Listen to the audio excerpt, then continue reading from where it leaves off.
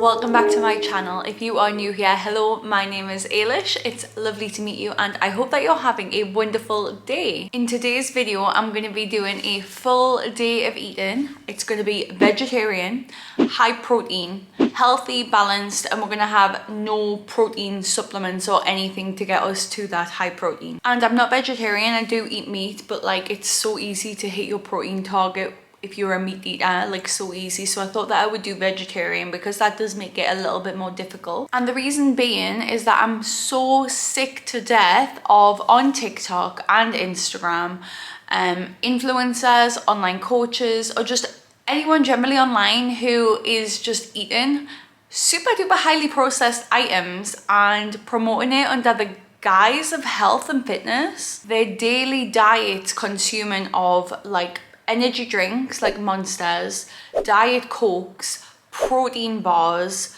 protein shakes, protein yogurts, like no actual real food. And then the actual food they do eat in the meals always seems to lack variety. It's the same 2 vegetables every time. Like it's not a healthy, balanced diet. And just because these people are fit and exercise and look a certain way, it's kind of assumed that this is healthy, but it's not. And all of those foods that are listed, like don't get me wrong, I eat those foods. I have most of those foods in my cupboard. Like I drink Diet Coke, I drink Monster, I have protein bars, but it's more on a convenience level and it's in moderation. It's not all of those products every single day. And I feel like a lot of the time dietary quality, like overall quality of your diet, is overlooked for if it fits your macros. I think like numbers are something that everyone gets so obsessed with, like the calories, the fat, the carbs, the protein, and this whole if it fits your macros, nobody's really caring about the actual quality of the ingredients that they fit in the macros with. So I'm here and I would like to give you some inspiration, some ideas of how you can actually have a diet that is really well balanced, got everything you need, tastes delicious, and I'm going extra unprocessed today because like on a normal day maybe I would have a Diet Coke or maybe I would have this, that and the other, but I just want to show an example day for you to use as inspiration to work from. So starting my day off, I went on a morning walk with some water. I know that 99% of the time if I've got a little bit of a headache or I'm feeling tired or a bit crap, it's probably because I'm dehydrated. So I always prioritize a bit of movement and water in the morning. My breakfast was 2 scrambled eggs, halloumi and avocado on toast with a little bit of sriracha. And the macros, if it fits your macros for this meal, are 513 calories, 9.3 grams of carbs, 33.4 grams of fat, and 44.6 grams of protein. So crazy high protein. And additionally, aside from that, this meal also has 10 grams of fiber.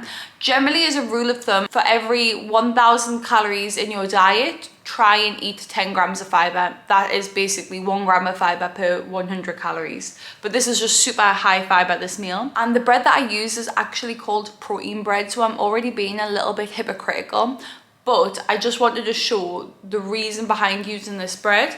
It's my normal bread because it tastes delicious, but I'm going to compare it to some like general breads that you might get in the supermarket, that I would get in the supermarket. Warburton's Toasty here. You can say the nutritional score is a B, but it's got a 4 because it's an ultra high processed food. And then if we take a better option, being the seeded Warburton's bread, that does have a nutrient score of A, but it is also a highly processed product. Whereas this protein bread is got a nutrient score of A, but it's only a processed food. So overall, it is a more high quality food. And I do eat toasty Warburton's bread, and like I do eat Warburton's seed bread, both delicious options, both fantastic, both wonderful. That is the reason that I've included this particular bread in my full day of eating, because the actual quality of it is better than the average general bread, and it's just a normal bread. I'm making my first coffee of the day, and in the bottom of the milk frother, I'm not sure if you can see that, I pop a little bit of either whipping cream or fresh cream, whatever I have, and it's whipping cream today because it makes the coffee really like frothy and creamy, and it just makes the mouthfeel just so much nicer. And then there's like a little, like I don't listen to the to the instructions on the inside of this, the max and the medium and the whatever. I just fill it until it goes over the little bowl thing on the frother, and then that's my milk. I'll pop a little bit of maple syrup in too, actually. I'll pop a little, oop, here's my little oop of maple syrup. Oop.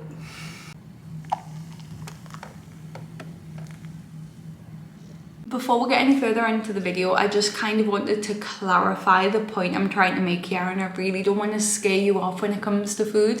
So let's just kind of go off the back of the fact that I showed you some scores for some breads there.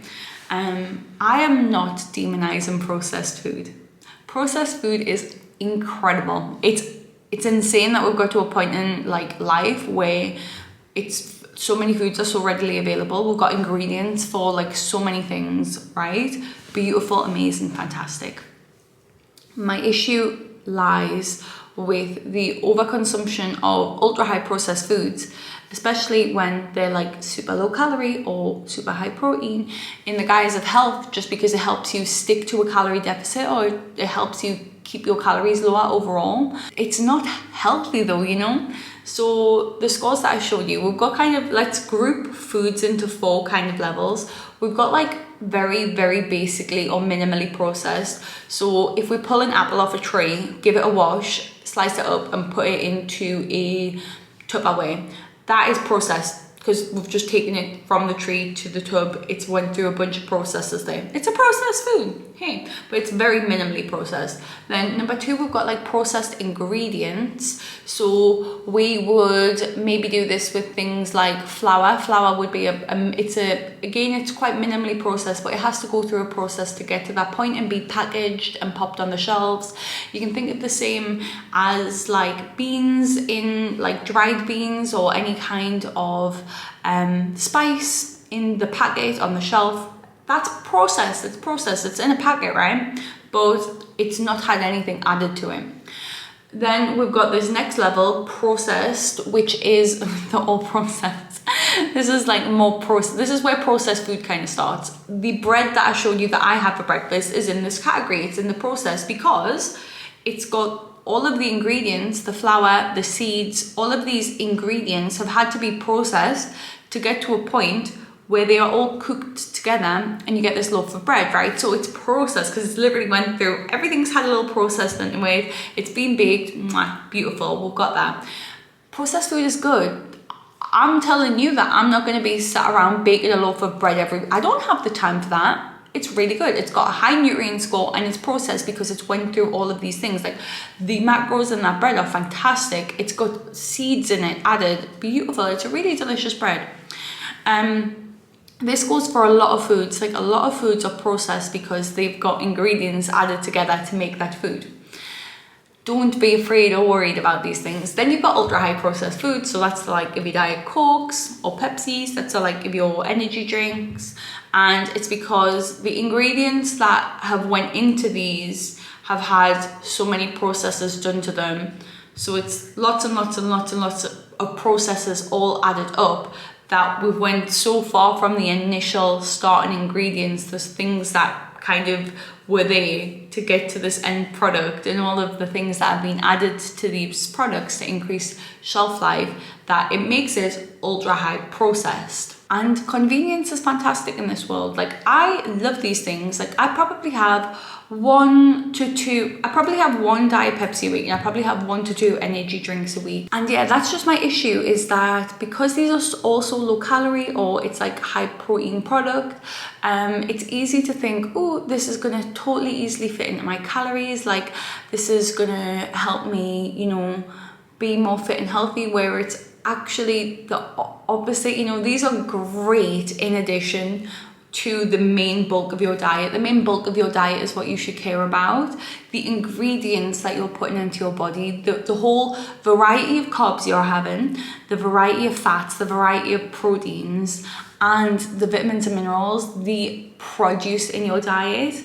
That's what's important. And then these are just happy little additions, you know, they're just slide in there. So yes, just to clarify before we get on with the rest of my full day of eating, the point that I'm trying to make here, the point that I want you to take away from this is that I want you to think about what your diet's made up of, the carbs in your diet, the fats, the proteins, the produce, the variety in your diet, the seasonings you use, the seeds, the nuts, all of the beautiful ingredients this world has to offer. Varied, beautiful, amazing. And then all of the little extra bits, like we're not gonna think, ooh, how can I get more low calorie things into my diet? Ooh, how can I get more ultra high processed things into my diet? We just see them as, oh, that is such a nice little addition. I'm very excited to have my energy drink before my workout tomorrow. And then I'm gonna have a very nutritionally dense meal. I'm having my second coffee of the day. It's the exact same as the one from earlier on. Milk, cream, a little bit of maple, and coffee. I actually only had a single shot earlier on today, and that one was like a 1.5 maybe, so like maybe 100 milligrams of caffeine is my caffeine intake today. I've been quite mindful of my caffeine lately and trying to like not overdo it, because I was getting into the habit of having regularly pre-workout and like a couple of coffees, and it was kind of adding up to the point where I think it was not really positively benefiting us. So now my lower intake of caffeine I feel like is more positively benefiting us. And also banana bread. I've got so many recipes for this on my Instagram. This one is nut and dark chocolate. Just a little slice of banana bread. Actually cooked this on Monday morning. It's Friday and it's still perfect. Like, make it like, oh, this takes 15 minutes. This has been the biggest game changer. To be honest, I use this for pre-workout, like a pre-workout snack, because if I don't eat a little snack before I work out and I haven't had a meal like within like 2 hours, I'm knackered. I can't do it. Like, it really negative. Like, I can notice my performance is not as good when I don't have those juicy little carbs running around my bloodstream, you know. But what I've been doing is making a batch of banana bread. This has been in the fridge all week and I have it pre-workout, but I'm not working out today, so I'm having it now. And it's genuinely, to make a banana bread, you mash the bananas, you add in the bloody flour and stuff. That takes 10 minutes, and then you pop it in the oven. It's easy. You slice it up and you put it into, like, you don't need any skills to do it, and it's such a handy thing. Like, if you're struggling with snacks, oh, by the way, this isn't high protein. This is just like nice. But if you are struggling with snacks and like you find that you always want kind of like a sweet snack, this is such a touch, because I make it with oats, which keep you fueled and full for long. I put dark chocolate in, which is yummy, and nuts, and I used flaked almonds, and sometimes I put seeds on. You know, you can put a little bit of nutritional density into there. Of course, it's banana, so I really do recommend making banana bread for like such a handy little snack throughout the week.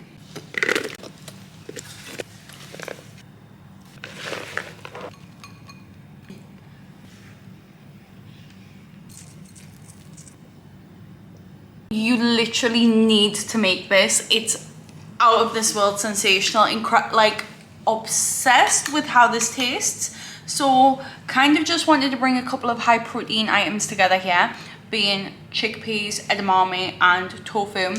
And just basically in the tofu made like olive oil and hoisin kind of marinade, tiny little bit, mixed it through, popped it in the air fryer until it went nice and crispy, and then have just basically seasoned all it was black turtle beans. Oh, that was for the protein as well, but black turtle beans, chickpeas, kidney beans, edamame.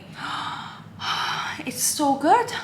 So going through the macros for this meal, it had 51.2 grams of carbs, 22 grams of fat and 32.3 grams of protein, and overall was 529 calories. But going more into that, we had 22 grams of total fat, 5.2 of which was saturated, 2 grams of which was polyunsaturated, and 5.8 monounsaturated, which is good. And then it also had 16.3 grams of dietary fiber. Gonna be pooping so good. Digestive system is gonna feel amazing. I'm not gonna lie to you, I actually, for tonight's meal, we're gonna have kind of like a vodka pasta recipe. Because I see it on TikTok and I'm like, I'd like to try vodka pasta. So I've got some wholemeal rigatoni, and this thing I haven't done before, but in the name of high protein, I think it sounds really good because, I mean, don't hate us here. I'm a cottage cheese lover. I mean, the cottage cheese in Dubai is really weird. Like, the thing is, right, Dubai has some hits and it has some misses. And we do have a lot of good food, but you know, we're missing some essentials. Like, this is the cottage cheese. And like, it's like hard and it's dry. Like, it might be nice, but the thing is, if you give me some, you know, that cottage cheese that's like sour cream and chive cottage cheese, that kind of stuff, I'll eat that with a spoon. I think it's delicious. So anyways, I'm a fan of cottage cheese, let's just say that. And we're gonna make this into the like vodka pasta sauce, like blend this with the passata to make it creamy, and it will also make it super high protein. So we'll just see, we will test it out, and then you possibly have a delicious, easy squeezy, fantastic source of protein in your vodka pasta. I've just blended the cottage cheese there with some chopped tomatoes and some water, and to be honest, right, it looks cute. It looks like a little bit pink ice cream. It does not smell like pink ice cream though, I'll be honest with you. It smells nice. I'm really nervous to like put this in. We're gonna put it in at the end because you don't want to like cook the cottage cheese. Just maybe heat it up a little bit. I'm apprehensive. So it looks pretty good. Vodka pasta, kind of, but not really, because that's just kind of passata, but we actually use chopped tomatoes, and we also put no, we didn't put mushrooms in it. We put tomatoes and onions in it, and obviously the cottage cheese. And it looks a little bit separated, but the cottage cheese we used was like dry. Yeah. So I think if you used a wet cottage cheese... To be honest, from a distance it looks nice. It doesn't look separated like you'd normally get with yogurt or something if you had it too hot. It's just... Ooh, it's just slightly less sweet than a Rioja. Nice and dry. I'm not sure what I would change about the sauce. Normally you'd need a sweetener in with tomato, but I was trying to keep it to just, can't remember what the Italian name is, but the vodka pasta. Try this. It's nice, but I feel like there's something missing. Try this. It's the sweetness, there's no sweetness in it. Normally, I would have actually much preferred, this isn't like chocolate sauces, this is a balsamic glaze. I don't know how beauty influences do it. There we go. Try it without. Yeah, actually that makes a big difference. Yeah, it will do. You need a sweetness or a richness to combat the acidity of the tomatoes. Yeah. Okay. Normally the creaminess of the dairy is enough, but sometimes it's nice with the glaze. It's really good with the glaze. So could have done with putting a little bit of balsamic. This is a really good dish, but I think it's maybe something you have to try out. But obviously it's kind of a game changer being able to put cottage cheese in it. If you've got wet cottage cheese, I think it would work a bit better. And then just play around with the sauce. And also, you could do like a full-on creamy cheesy sauce, like follow your heart really. And also I'm having a glass of wine because it's Friday night, my girls. And the macros for this meal are 447 calories with 50.5 grams of carbs, 15.4 grams of fat, and 26.3 grams of protein. And I've also added my red wine to the snacks. So let's review the entire day.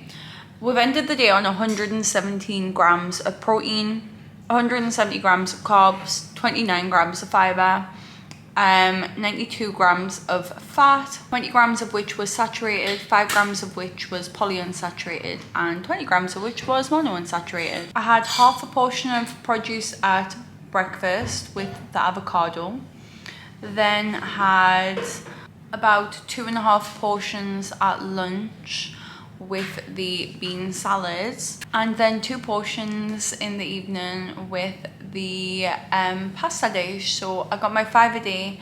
I hit my fibre, no protein supplements, and 117 grams of protein.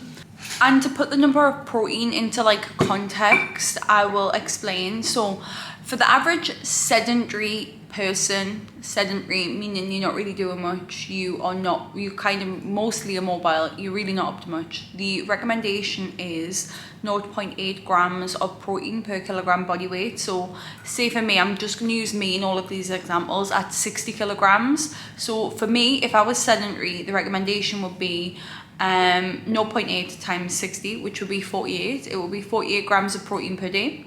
But there is a lot of research basically say between 1.6 to 2.2 grams of protein per kilogram body weight. That's the general consensus of all of the studies in that area is optimal for muscle maintenance, muscle growth, like your fitness levels. Like if you're somebody into working out in the gym, you are going to benefit from having more than 0.8 grams of protein per kilogram body weight. So the range there for me would be 60 times 1.6, which would be 96 grams per day, to 60 times 2.2, which would be 132 grams per day. So honestly, I do think that 2.2 is on a really high side. Like I think that's really high. And I think that is mucho unsustainable for somebody who is having a vegetarian or a vegan diet without supplementing. I think you're probably gonna have to supplement a lot, and it would kind of tend to push you towards being a little bit unbalanced and less healthy with your diet. For somebody who eats meat, I think you can easily do that with a really good amount of balance. But for me, I personally find somewhere in the middle, kind of where I've ended up, 117. Yeah, so for me, between 1.8 to 2 grams of protein per kilogram body weight per day seems to be sustainable enough that I can hit that whilst hitting every other kind of factor in my diet and not having to rely on things like protein bars, protein wafers, protein cookies, protein shakes, protein yogurts. So I hope that you enjoyed this video. Thank you so much for watching. If you have any other recommendations of full days of eating or any kind of topics that you would like me to cover and unpack, please let me know in the comments, and I will see you in the next video. Thank you. Bye.